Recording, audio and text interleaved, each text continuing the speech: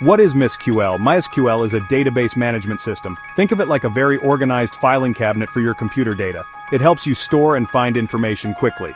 Many people and companies use Mysql to keep their data safe. It is a very popular tool. Learning Mysql can be very helpful for you. Data is everywhere around us. Websites need to store user information. Online shops need to remember products and track customer orders. MySQL helps manage all this data efficiently. Many big websites like Facebook and YouTube use systems like MySQL.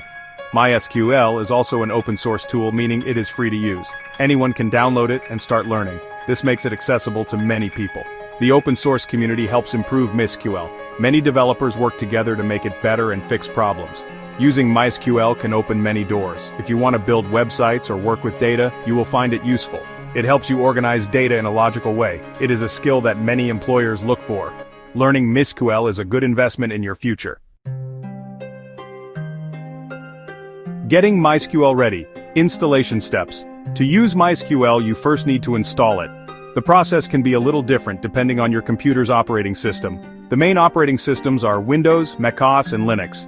For Windows, download MySQL installer from the official MySQL website.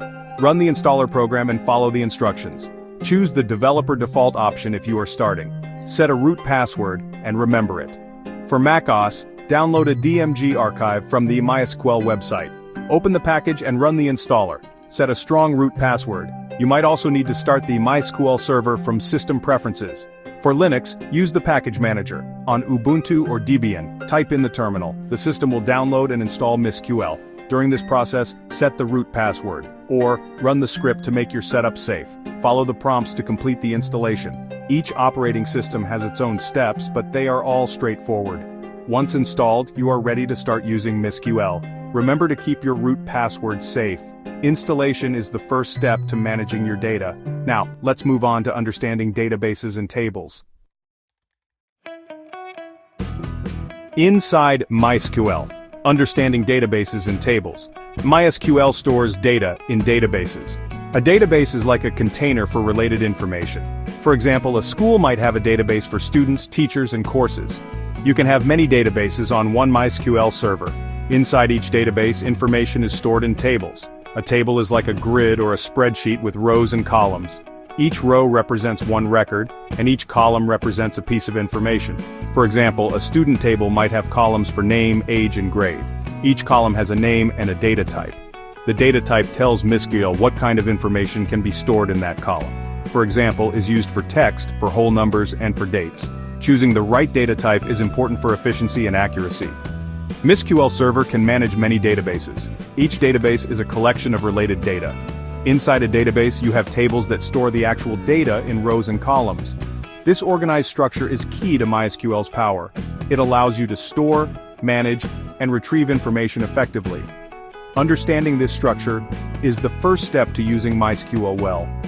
Now let's learn how to create your own databases and tables. This will help you build your data home. Building your data home. Creating databases and tables. First, connect to your Mysql server using Mysql Workbench or the command line. Use SQL, which stands for Structured Query Language.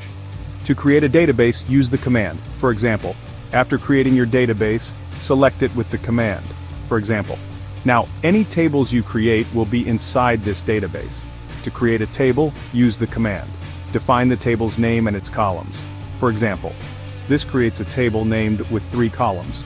And the part means a column named stores whole numbers. The part means a column named stores text up to 100 characters long. The part means a column named stores whole numbers.